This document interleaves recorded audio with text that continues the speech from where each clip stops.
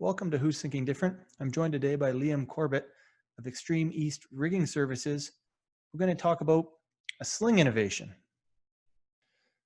Welcome, Liam. Thank you for joining me. I'm excited to talk to you about some innovation. However, before we dive into your innovation, can you tell us a little bit about who you are and what you do? My name is Liam Corbett. I'm the operations manager with Extreme East Rigging here in St. John's, Newfoundland. And I've been a part of this company group for close on 18 years. So I started off working on the floor, making cable slings and nylon slings and doing load tests and that kind of stuff with rigging. And for the past 5 or 6 years, I've been the operations manager here. So we do a lot of sales and do a lot of field work with customers. So basically we sell a lot of rigging, like chain, wire, webbing, that kind of stuff. So can you tell us, a little bit about this innovation, what it is and how did it come about? Well, what it is, it was one of the guys from DF Barn Services said that they were damaging a lot of web slings. So we sell them all those web sling softeners and Velcro wear pads and slide-on wear pads.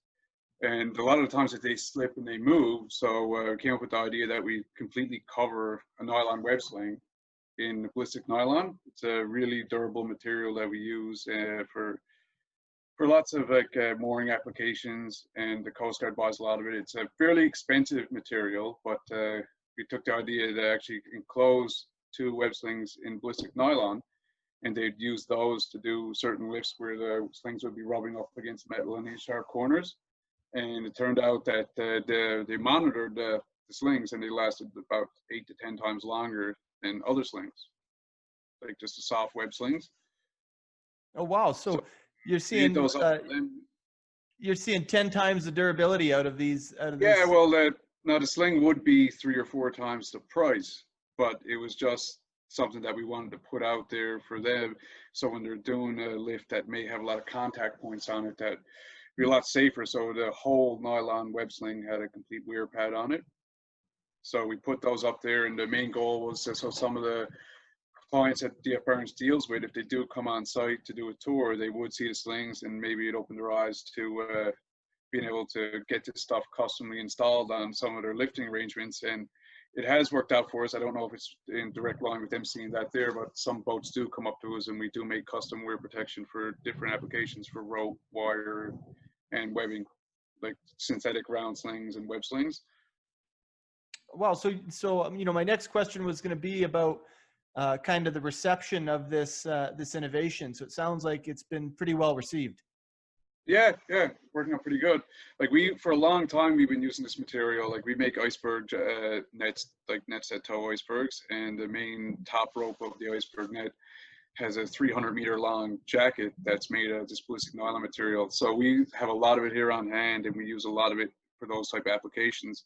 So we took that material and just completely sewed it over the top of the regular web sling. So it changed the color and the look of the sling, but there's no way that it can get damaged. So we're hoping that some other clients will actually invest more money into a quality made product if they know they'll get the durability out of it.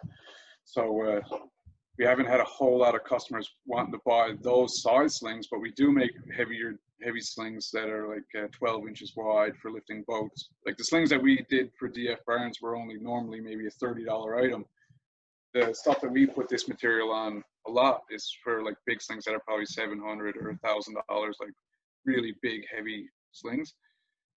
So we just want to let people know that this is what we can do, and then if they do want to buy it, then we'll have to hit them with the price for it. But sometimes if we can get so much more longevity out of the sling, it is worth investing into it. So they did buy a couple of more sets of slings on site up there, and right now they're still in service. So that's a couple of years ago, and normally those slings only last a few months.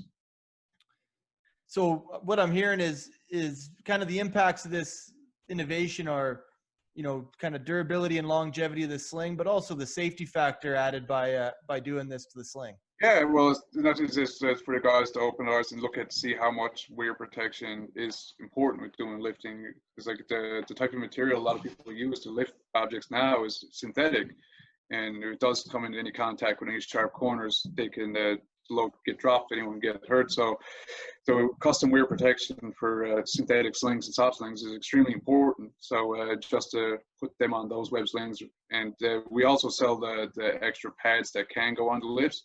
So it's just a bonus for people like doing the rigging to be able to understand that how important it actually is to protect slings from the sharp edges. So what are the what's the breadth of application for this? I know you guys have used it in a couple spots, but is there a lot of areas that you could see this innovation being used?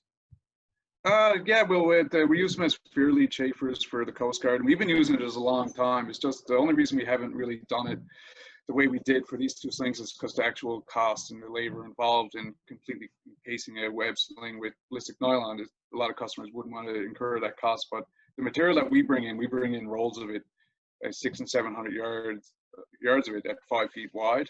And the material is ballistic nylon is similar to the stuff that they use in bulletproof vests, or that a hockey skate would be made out of. It's a really durable material, and our cost on it is fairly expensive. But some customers actually will pay the extra money to have their sling covered, and they pay more for the wear protection than they do for the sling itself. So some of our clients that have had success with ballistic nylon in the past keep buying it from us, and usually it is in the offshore applications.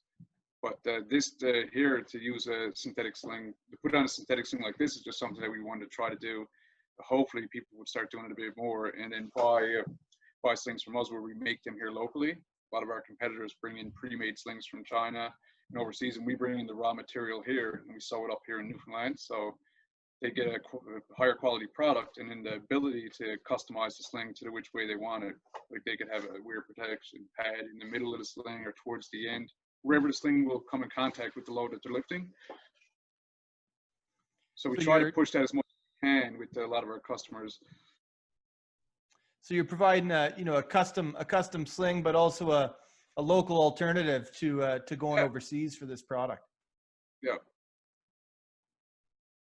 Liam, I want to thank you and the team for submitting this idea. It's a great example of being innovative and living our core purpose. And I appreciate you taking a little bit of time to chat with me about it. Everybody else, keep thinking different. If you have any questions about this innovation or others, reach out to tbb@jbdriver.com.